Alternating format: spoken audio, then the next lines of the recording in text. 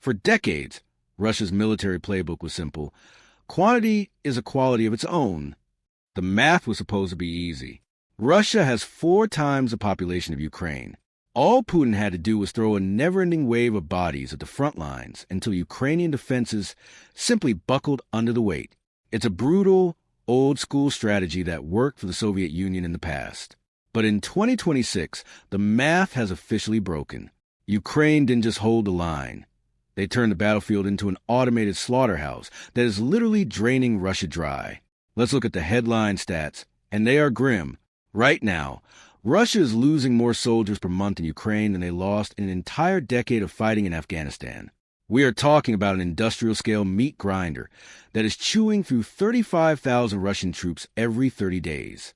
According to President Zelensky, those numbers spiked hard throughout 2025. When you add in the wounded, the captured, and the guys who are straight-up deserting, Russia is suffering roughly 45,000 casualties a month. Meanwhile, they're only recruiting about 40,000 fresh faces. Do the math. Their army isn't growing anymore, it's stagnating. And the reason for this efficiency in killing is not just artillery. It's a swarm of miniature death dealers that Russia has no answer for. 80% of Russian fatalities aren't coming from tanks or snipers. They're coming from high-tech toys that cost less than a laptop. But there's a second, even scarier statistic that proves Putin's army is on life support. Stick around.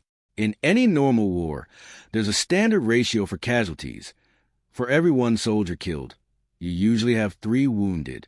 This 1-to-3 rule has held up since World War II. In modern Western militaries, that ratio is even better.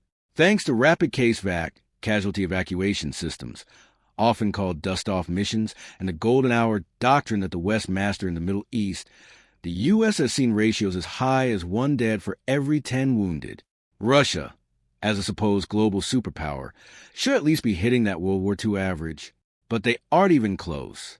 In several high-intensity sectors across the front, the ratio has completely flipped. By the end of 2025, we began seeing a horrifying reversal. 12 killed for every 10 wounded. Just like the bank robbers in our first video, Russia is playing a game of chance with their soldiers' lives. But in this version of Monopoly, there's no get-out-of-jail-free card. This is a total disaster for Putin. See, in a war of attrition, a wounded soldier can be patched up and sent back. But a dead soldier is a permanent loss of experience. This deathbed ratio means Russia is losing its veteran corps at a rate they can't possibly replace. The meat grinder has become so efficient that it's no longer just wounding the Russian army. It's erasing it. Why is the death toll so high? It's a combination of cheap drones and a total lack of mercy. You won't believe how Ukraine is using electronic ghosts to pick off survivors. The drone wall secrets are next.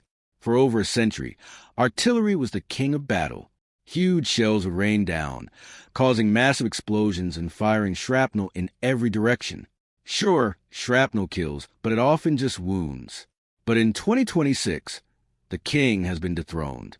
Ukraine's FPV drones have replaced big guns as the most efficient killers on the planet. Ukraine isn't just making drones.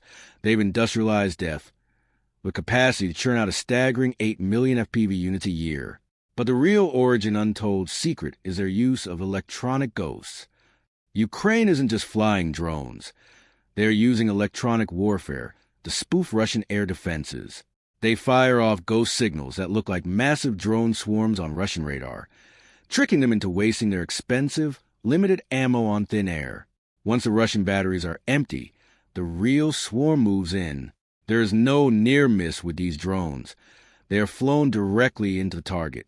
Ukraine has created a drone wall that saturates the battlefield, picking off soldiers with surgical precision.